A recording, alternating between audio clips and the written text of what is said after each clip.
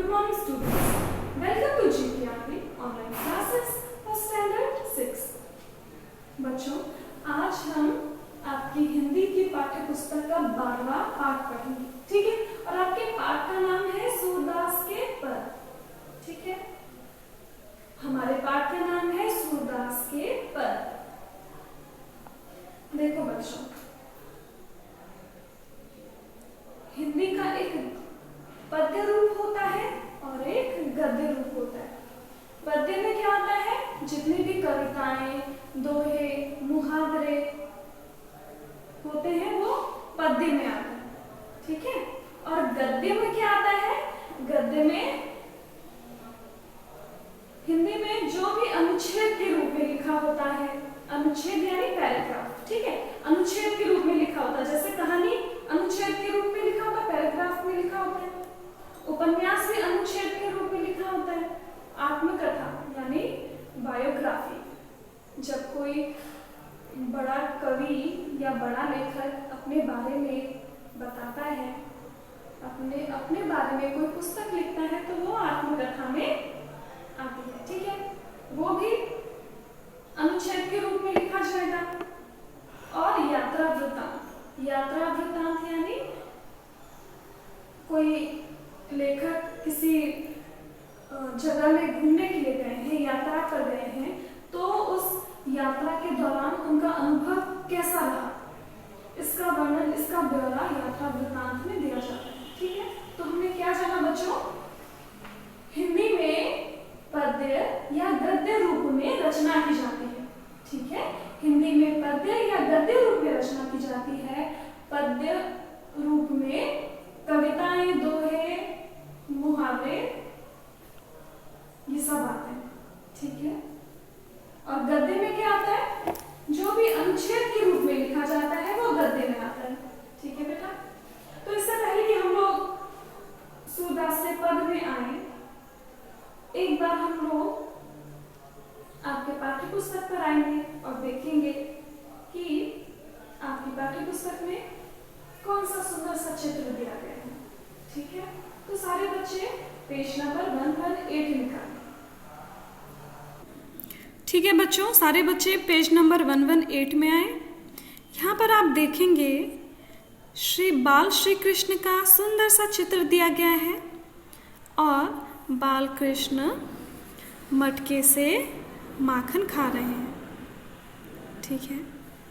ये देखो, ये चित्र संभवतः ये कल्पना का प्रयोग किया गया है, इमेजिनेशन का प्रयोग किया गया है कि बाल कृष्ण जब छोटे थे वो क्या क्या करते थे, ठीक है? तो देखो, उनके भवन में, उनके घर में जहाँ पर श्री कृष्ण छोटे थे, तो उनका व्यवहार, उनकी हरकतें, उनके क्रियाकलाप कैसे थे, उसी के बारे में सूरदास के पद में हम लोग पढ़ेंगे, ठीक है बच्चों? ठीक है बच्चों, हमने आपकी हिंदी की पाठ्य पुस्तक में श्री कृष्ण का सुंदर सा चित्र देखा। अभी हम सूरदास के विषय में थोड़ा जानेंगे, ठीक है?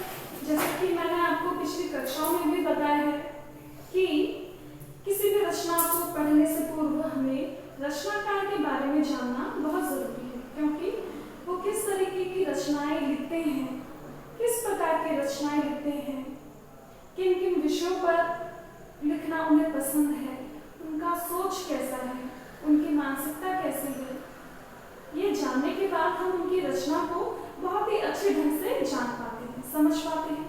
इसीलिए हम लोग कोई भी कृति, कोई भी रचना पढ़ने से पूर्व हम रचनाकार के बारे में पढ़ते हैं, जानते हैं, ठीक है? तो हम लोग सूरदास के बारे में मैंने कुछ जानकारियां इकट्ठी की हैं, मैं पढ़ रही हूँ और आप लोग ध्यान से सुनेंगे, ठीक है? ताकि सूरदास के बारे में आप भली भांति परिचित हो सके और इसके माध्यम से आप सूरदास के पद को अच्छी तरीके से समझ पाएंगे, ठीक है? तो चलो शुरू करते हैं। कृष्ण भक्त सूरदास जन्म से अंधे नहीं थे, ठीक है?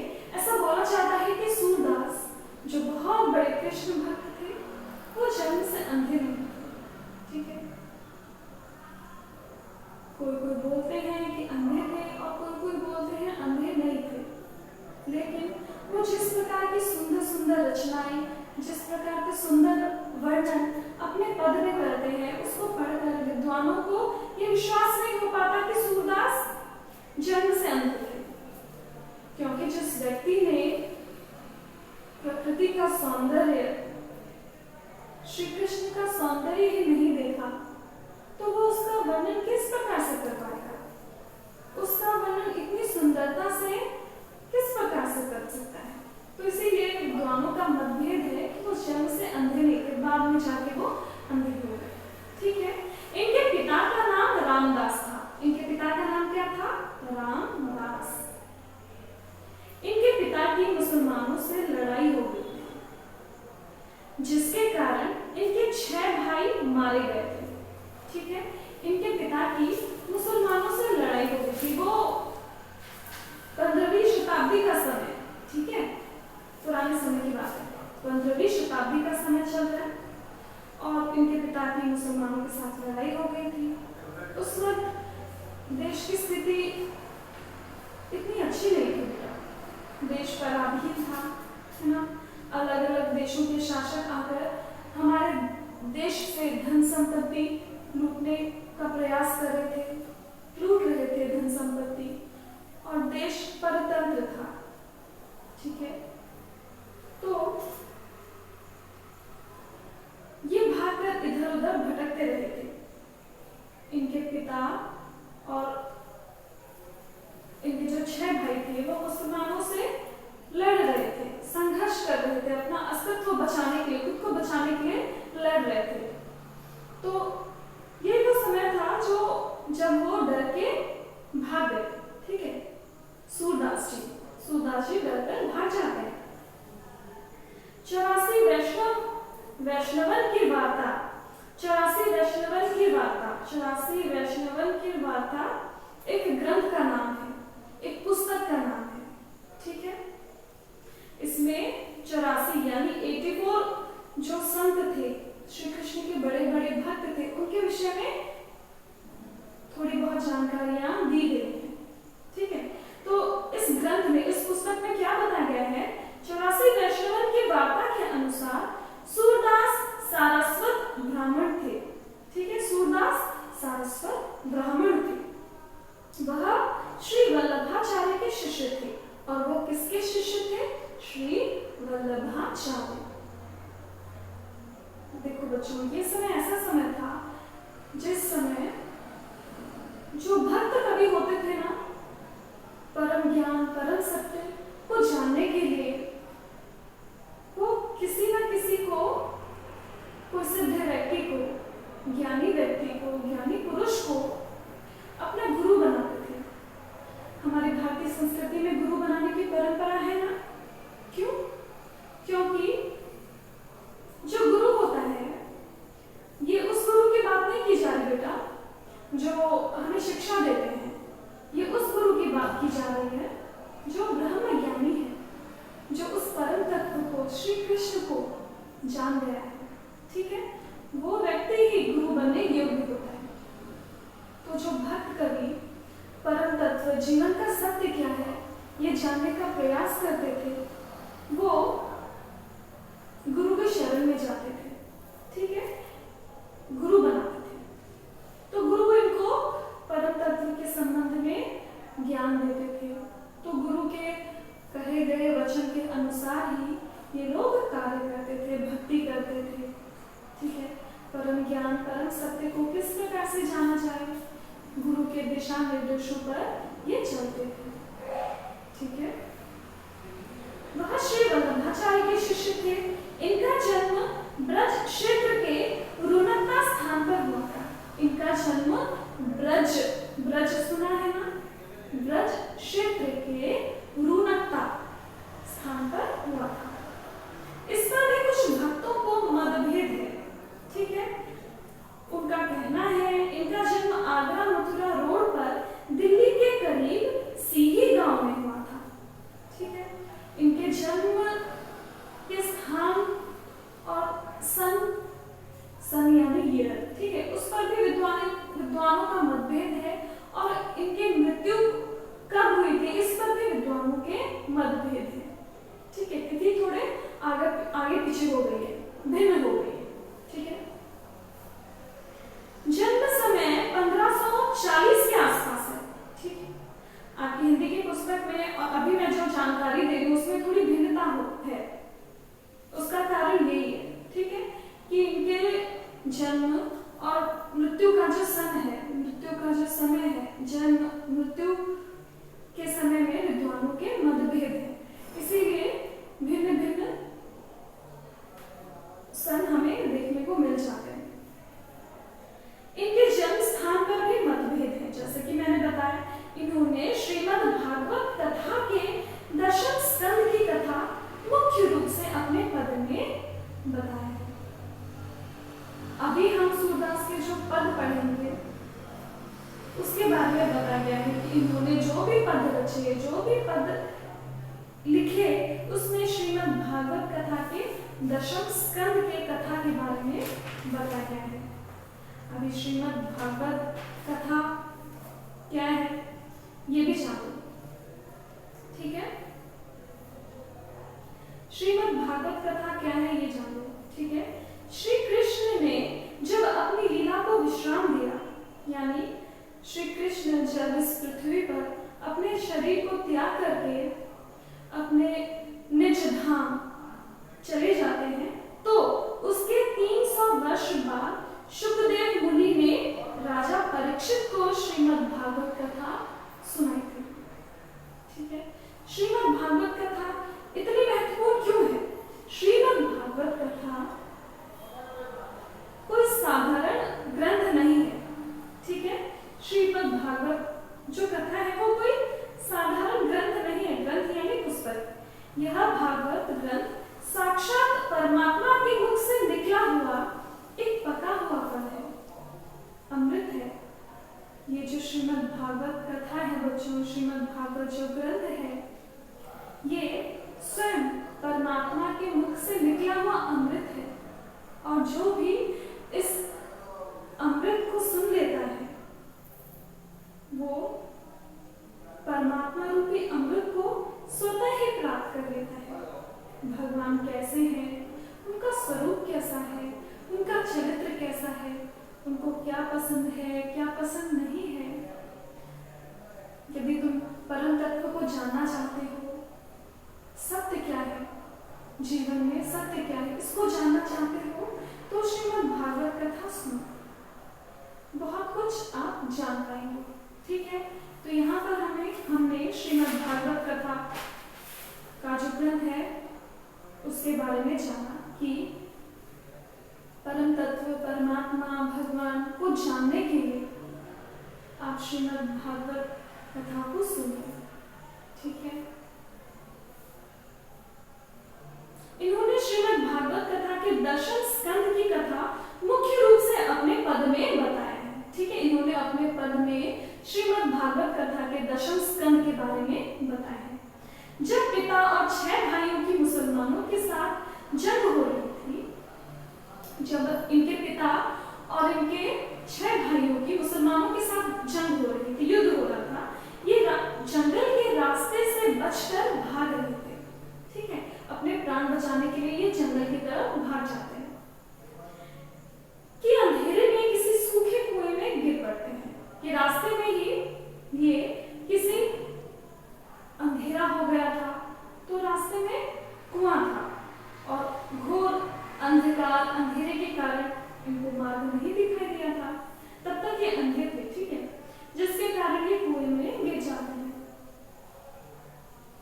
6 दिनों तक वहीं पड़े रहे, ठीक है। ये 6 दिनों तक कुएं के अंदर ही पड़े रहे थे और कृष्ण गीत गाते रहे और पूरे भाव से, पूरे प्रेम से, पूरे हृदय से ये कृष्ण के गीत गाते रहे थे, जिस पर श्री कृष्ण प्रसन्न होकर भगवान ने इनको दर्शन दिए थे और भगवान ने प्रसन्न होकर इनको दर्शन भी दिए थे।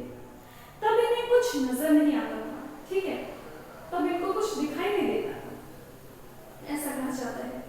इनमें भगवान को देखने की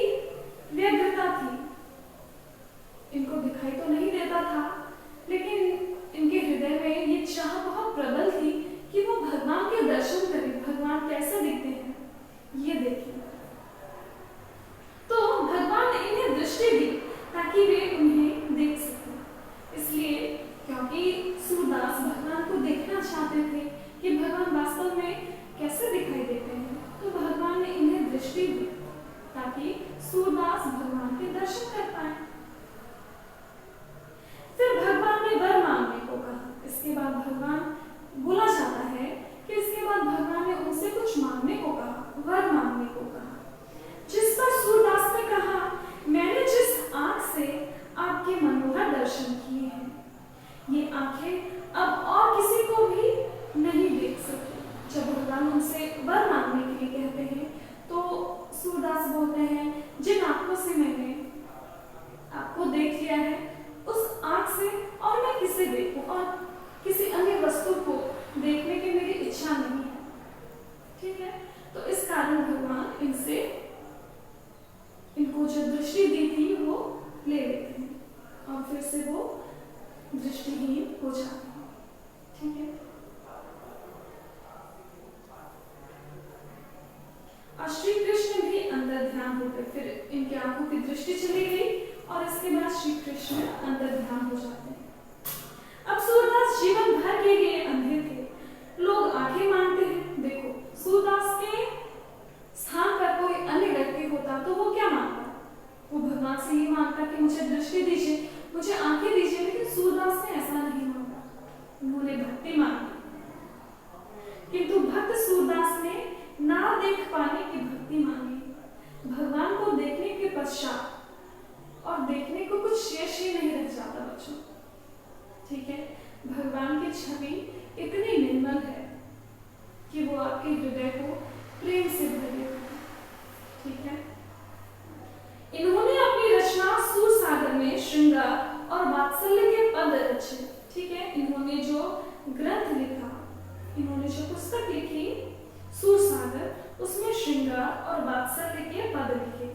श्रृंगार यानी जब प्रेम का वर्णन किया जाता है। किसका प्रेम का वर्णन? राधा और कृष्ण का, या गोपियों या कृष्ण का।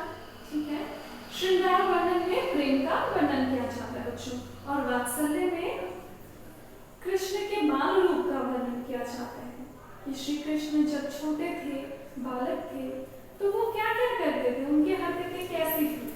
ठीक है, सूरदास की उपासना सख्य भाव की है। सख्य यानी मित्र। ठीक है, सूरदास श्री कृष्ण को अपना मित्र मानते थे और मित्र की भावना रख के ही इन्होंने पद रचे हैं। ठीक है, वो अंधे होने के बाद सूरदास ब्रज में निवास करने लगे और उसके बाद सूरदास ब्रज में चले गए। ब्रज में इनके गुरु वल्लभाचार्य मिले और इन्होंने अष्टछाप के अंदर, अष्टछाप एक नाम है बेटा। ठीक है, अष्टछाप के अंदर सूरदास को भी ले लिया। अष्टछाप यानी ये 8 बड़े बड़े कवि थे। ये ब्रज में गोवर्धन पर्वत है ना, तो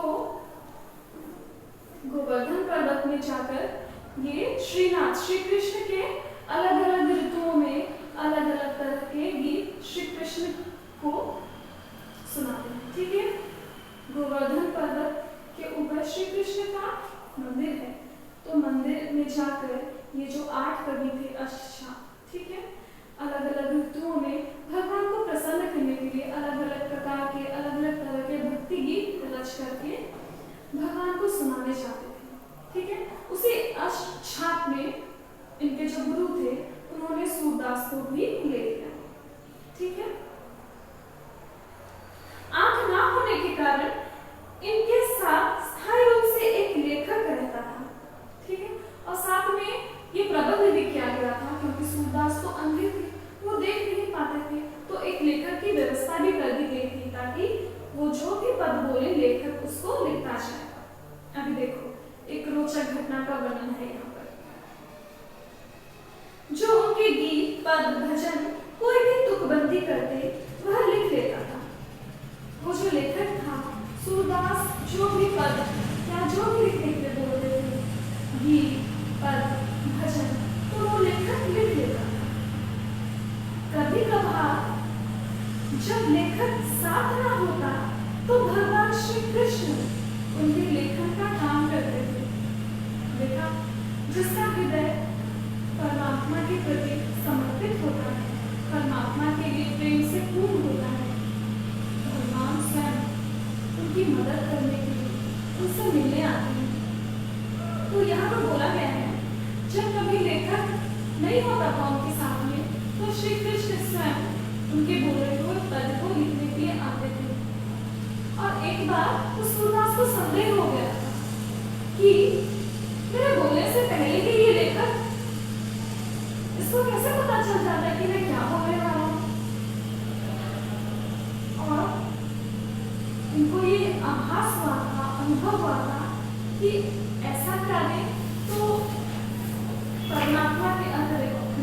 कृष्ण के अतिरिक्त, मेरे आराध्य के अतिरिक्त और कोई कर ही नहीं सकता। ठीक है बच्चों, अभी इनके भजनों में राधा कृष्ण के प्रेम का सजीव चित्रण हुआ है।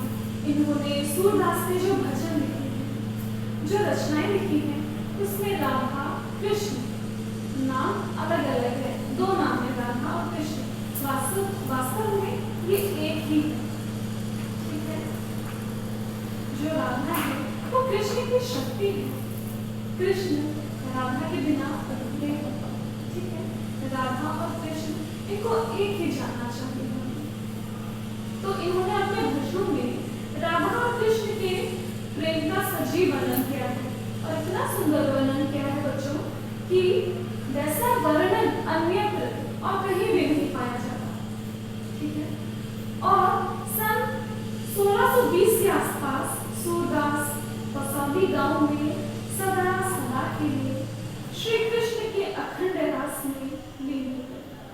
ठीक है, और अंत में सन 1620 के आसपास सूरदास कसौली गांव में सदा सदा के लिए श्री कृष्ण के अखंड रास में लीन हो जाते हैं, यानी इनकी मृत्यु हो जाती है। ठीक है बच्चों, हमने सूरदास के बारे में काफी जाना। अभी हम सूरदास के जो पद हैं वो हम गा करके पढ़ेंगे, और आप लोग, आपके लिए एक होमवर्क है, आप लोग पूरे दिन जब भी समय मिले सूरदास के पद गुनगुना कर गा कर बोलिए। तब सूरदास ने किस भाव से, कितने प्रेमपूर्ण हृदय से ये पद लिखे थे वो आप अनुभव कर पाओगे, जान पाओगे और उन पद को समझ पाओगे। ठीक है, तो सारे बच्चे पृष्ठ संख्या 118 निकालें। ठीक है बच्चों, अभी आपके पहले पद में आते हैं हम लोग, सूरदास के पहले पद में आएंगे।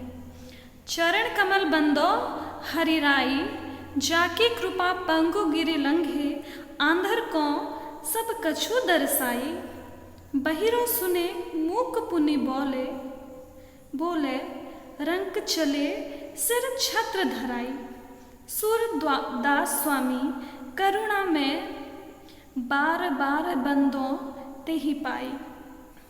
ठीक है, चरण कमल बंदो हरि राई, ये जो पद है इसको हम लोग गा के पढ़ेंगे, और तीनों पद को गा चुकने के बाद, तीनों पदों को गाने के बाद हम लोग इसका अर्थ जानेंगे। ठीक है, तो चलो पहला पद गाना हम लोग प्रारंभ करते हैं। चरण कमल बंदो हरि राई, चरण कमल बंदो हरि राई, जाके कृपा पंगु गिरि लंघे, जाके कृपा पंगु गिरि लंघे, आंधर को सब कछु दरसाई, आंधर को सब कछु दरसाई, बहु बहिरो सुने मूक पुनि बोले, बहिरो सुने मूक पुनि बोले, रंग चले सिर छत्र धराई, चरण कमल बंदो हरि राई, सूरदास स्वामी करुणामय, सूरदास स्वामी करुणामय, बार बार बंदो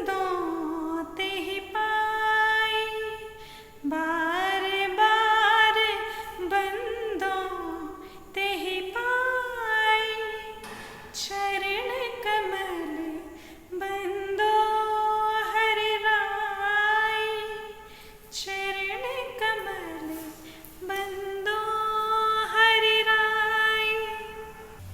अभी दूसरा पद देखो बेटा। मैया कबहू बढ़ेगी छोटी, कीति बेर मोही दूध पियत भई, यह अजहू है छोटी। तू जो कहती बल की बेनी, जँ होए है लांबी मोटी। काढ़त गुहत निहावत जय है, नागिन सी भुई लोटी। काची दूध पियावती पची पची, देती ना माखन रोटी। सूरदास त्रिभुवन मनमोहन, हरि हलधर की ज्योति। ठीक है, ये वाला पद अभी हम गाएंगे। मैया कब हो बढ़ेगी चोटी, मैया कब हो बढ़ेगी चोटी। कीति बैर मोही दूध पियत भई, कीति बैर मोही दूध पियत भई। ये अजहू है छोटी, ये अजहू है छोटी। मैया कब बढ़ेगी चोटी, मैया कब बढ़ेगी चोटी। तू जो कहती बल की बेनी, तू जो कहती बल की बेनी। जहाँ हुए है लांबी मोटी, जहाँ हुए है लांबी मोटी। काढ़त गुहत निहावत जे है, काढ़त गुहत निहावत जे है। नागिन सी भुई लोटी, नागिन सी भुई लोटी। काछो दूध पियावती पची पची, काछो दूध पियावती पची पची। देती ना माखन रोटी, देती ना माखन रोटी। सूरदास त्रिभुवन मनमोहन, सूरदास त्रिभुवन मनमोहन। हरि हलधर की ज्योति। मैया कब बढ़ेगी चोटी, मैया कब बढ़ेगी चोटी। अभी हम लोग तीसरा पद गाएंगे। ठीक है बच्चों। मेरो मन अनंत कहाँ सुख पावे, मेरो मन अनंत कहाँ सुख पावे। जैसे उड़ी जहाज को पंछी, जैसे उड़ी जहाज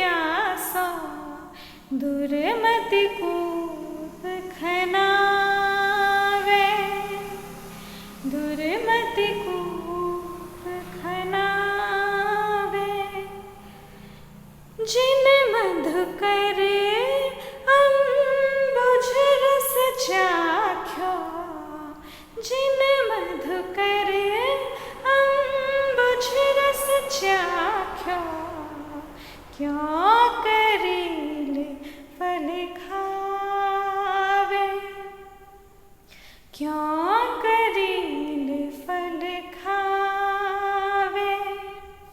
सूरदास प्रभु कामधेनु तजी, सूरदास प्रभु कामधेनु तजी, छेरी कौन दुहावे, छेरी कौन दुहावे। मेरो मन अनंत कहाँ सुख पावे, मेरो मन अनंत कहाँ सुख पावे। ठीक है बच्चों, अभी हमने तीनों पद गा के पढ़ा। अभी हम लोग एक एक पद लेंगे और उसकी व्याख्या करेंगे। ठीक है, ठीक है। पहला पद देखो। चरण कमल बंदो हरि राई, जाकी कृपा पंगु गिर लंघे, आंधर कौसब कछु दर्शाई, बहिरो सुने मुख पुनि बोले, रंग चले सिर छत्र धराई, सूरदास स्वामी करुणा में, बार बार बंदो तही पाई।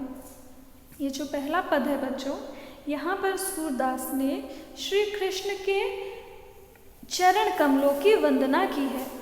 चरण रूपी कमल, ठीक है, चरण रूपी कमल की वंदना की है कि भगवान के चरण रूपी कमल कितने सुंदर हैं, कितने प्यारे हैं, और उन चरणों का प्रभाव कैसा है ये भी बताया है। ठीक है, इस पद में सूरदास ने श्री कृष्ण के चरण रूपी कमलों की वंदना की है। वंदना यानी पूजा की है, प्रार्थना की है, और उन चरण रूपी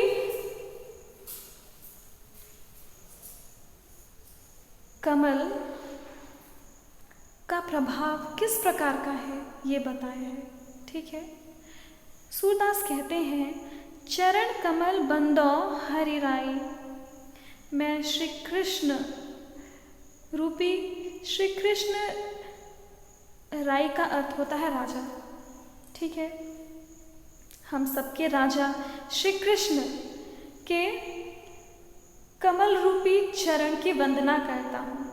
ठीक है, मैं श्री कृष्ण जो सबके राजा हैं, जो सबके स्वामी हैं, सभी प्राणियों के स्वामी हैं, उनके कमल रूपी चरणों की, ठीक है, वंदना करता हूँ।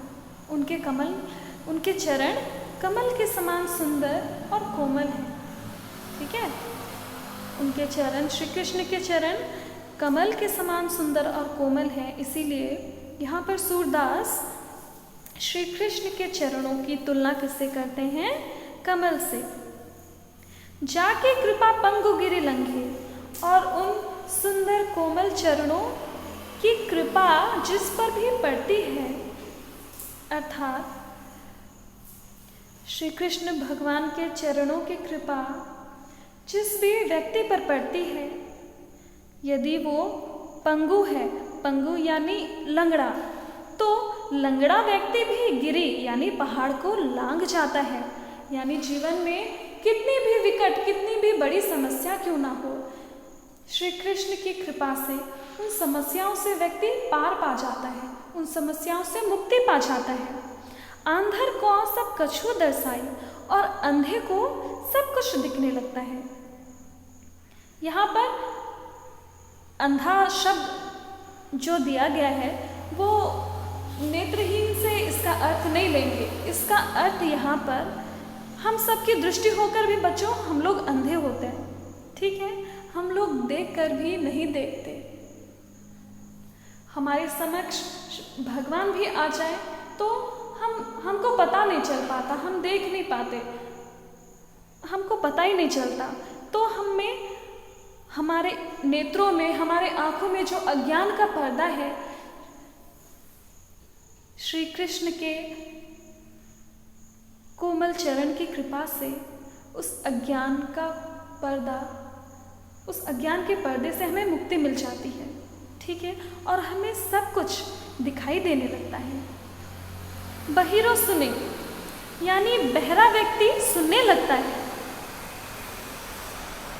बहरा व्यक्ति सुनने लगता है। मूक पुनि बोले, और मूक यानी मूक का अर्थ होता है गूंगा, गूंगा व्यक्ति पुनः बोलने लगता है। रंक चले सिर छत्र धराए, और रंक यानी होता है निर्धन, भिखारी, ठीक है। भिखारी भी श्री कृष्ण की कृपा के कारण, श्री कृष्ण के कोमल सुंदर चरणों की कृपा के कारण अपने सर पर, शीश पर छत्र धारण करके चलने लगता है, यानी उसकी निर्धनता, उसकी गरीबी भगवान की कृपा से समाप्त हो जाती है और वो परम ऐश्वर्य को लाभ करता है, ठीक है, परम सुख, समृद्धि, धन, संपदा को लाभ करता है। सूरदास स्वामी करुणा में, अभी ये देखो, सूरदास स्वामी करुणा में, ये ना लिखने का ढंग है।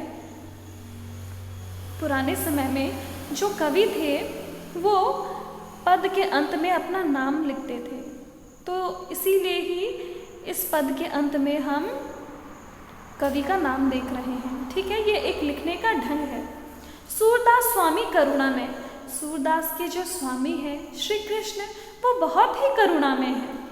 बार बार बंदों ते ही पाई, और मैं यानी किसके लिए प्रयोग किया गया है?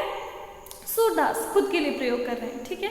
और मैं बार बार यही वंदना करता हूँ कि आपके कोमल चरण ही मुझे वंदना करने के लिए, मुझे प्रार्थना करने के लिए बार बार आपके कोमल सुंदर चरण मुझे मिले। मैं बार बार आपके सुंदर चरणों की वंदना करना चाहता हूँ, ठीक है बच्चों। ये पहला पद आपको समझ में आया। इस पहले पद में सूरदास ने,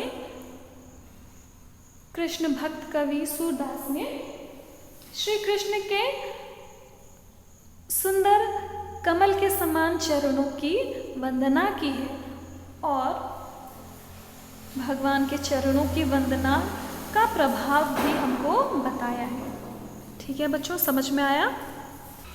अब देखो बच्चों, ये जो दूसरा पद है, दूसरे पद में बाल श्री कृष्ण, बालक श्री कृष्ण, यानी बालक श्री कृष्ण भगवान जब छोटे थे, जब बालक थे, तो वो अपनी माता से किस प्रकार का वार्तालाप करते थे, किस प्रकार से अपनी समस्याओं को अपनी माता के समक्ष प्रकट करते थे, अपनी माँ को बताते थे, ठीक है। इस पद में श्री कृष्ण अपनी माता यशोदा को बोल रहे हैं, माँ तू मुझे कभी भी दूध, माखन और रोटी खाने के लिए नहीं देती। तू बोलती है कि दूध पीने से तेरी छोटी चोटी लंबी हो जाएगी, जैसे दाऊ, श्री कृष्ण के जो बड़े भाई हैं बलराम के जैसे लंबी चोटी है, वैसी तेरी भी चोटी हो जाएगी। और इतनी बार दूध पीने के बावजूद भी मेरी ये चोटी लंबी नहीं हुई है, और इसके कारण आपने मुझे मेरा प्रिय माखन और रोटी भी खाने को नहीं दिया। ऐसा कहकर वो अपनी माँ से शिकायत करते हैं कि तुमने मुझे हमेशा दूध पीने के लिए देती रही और मेरा प्रिय खाद्य माखन और दूध मुझे नहीं दिया, ठीक है। श्री कृष्ण कहते हैं अपनी माँ यशोदा से, मैया कब हो बढ़ेगी चोटी, मैया मेरी ये छोटी सी चोटी कब बढ़ेगी, कब लंबी होगी। कीती बेर मोही दूध पियत भई, मैंने तुम्हारे कहने पर कितनी बार दूध पिया है, तुम कहती थी दूध पीने से चोटी लंबी हो जाएगी। यह अजहू है छोटी, किंतु अनेकों बार दूध पी चुकने के बाद भी मेरी चोटी अभी भी छोटी की छोटी है। तू जो कहती बल की बयानी ज्यों हुए है लंबी मोटी। तू बोलती थी कि दूध पीने से जैसे तुम्हारे बड़े भाई बलराम की बेनी है, बेनी यानी चोटी, ठीक है, बेनी है लंबी मोटी, तुम्हारी चोटी भी वैसे ही लंबी मोटी हो जाएगी। लेकिन मेरी चोटी में तो कुछ भी परिवर्तन नहीं आया, ये अभी भी वैसी ही है, छोटी सी। काढ़त गुहत निहवावत जय है नागिन सी भुई लोटी। बार बार केशों को काढ़ने से, गूंथने से, उनको बांध कर रखने से वो नागिन के समान भुई का अर्थ होता है धरती पर लौटने लगती है, ठीक है, जैसे बलराम की चोटी है। किंतु मेरे केश तो अभी भी छोटे हैं। तुमने काचो दूध पियावती पची पची, तुमने बार बार मुझे कच्चा दूध पिलाया है ताकि मेरे केश, मेरे बाल लंबे हो जाए, और इसीलिए तुमने मेरा प्रिय खाद्य माखन और रोटी मुझे नहीं दी। अब देखो इसका परिणाम क्या हुआ, मेरी चोटी अब तक लंबी नहीं हुई। सूरदास कहते हैं, त्रिभुवन तीनों लोकों का मन मोहने वाले हरि हलधर की ज्योति, हरि यानी श्री कृष्ण और उनके बड़े भाई हलधर, ठीक है, बलराम की जोड़ी सदैव इसी प्रकार बनी रहे। ठीक है बच्चों, अभी ये जो तीसरा पद है, इस तीसरे पद को हम लोग पढ़ेंगे, ठीक है। इस तीसरे पद में सूरदास ने कहा है कि मेरा मन सदैव ही श्री कृष्ण के चरणों में लगा रहता है, मेरा ध्यान सदैव ही श्री कृष्ण के चरणों में लगा हुआ है। श्री कृष्ण के अतिरिक्त मैं और किसी का ध्यान करना भी नहीं चाहता।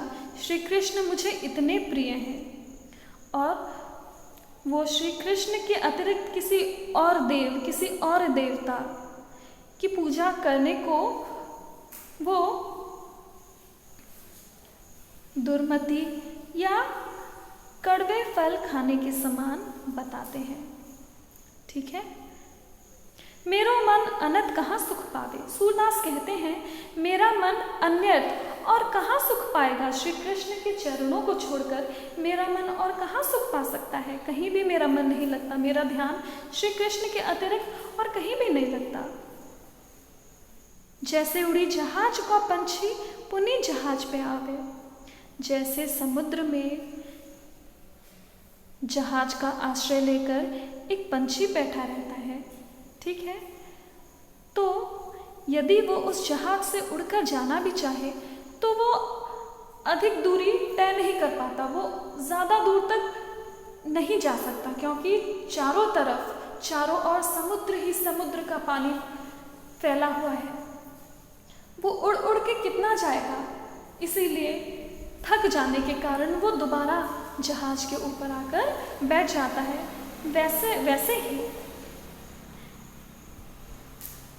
मेरा मन जहाज से उड़कर पुनः उसी जहाज पे आ जाता है।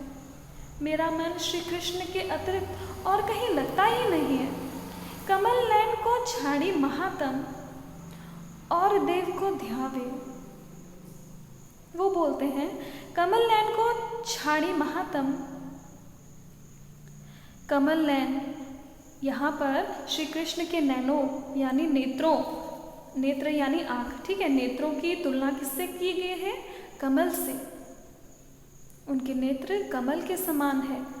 कमल नयन श्री कृष्ण को छोड़कर किसी और देवता को भजना, किसी और देवता का ध्यान करना ऐसा है जैसे परम गंग को छाड़ी प्यासो दुर्मति कूप खनावे। जैसे परम गंगा, ठीक है, गंगा जो नदी है वो पवित्र नदी मानी जाती है, ठीक है।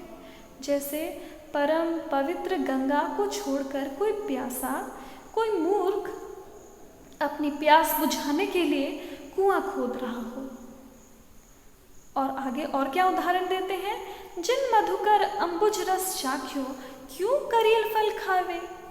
जिस मधुकर ने, मधुकर यानी भंवरा, जिस भंवरा ने, अंबुज का अर्थ होता है कमल, ठीक है, जिस भंवरे ने कमल का रस चख लिया हो, कमल का मधुर रस का पान कर लिया हो, ठीक है। यहाँ पर कमल, अंबुज का अर्थ कमल लेंगे, ठीक है, और कमल का अर्थ किसे लेंगे, ब्रह्म श्री कृष्ण। श्री कृष्ण के प्रेम को जान लिया हो, वो क्यों कड़वे फल खाएगा, ठीक है।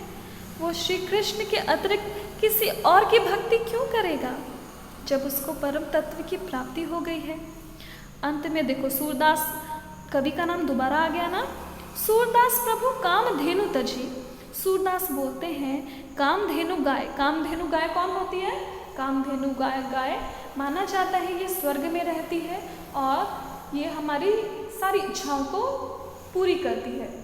इस गाय के पास शक्ति होती है कि इच्छाएं पूरी कर सके, ठीक है।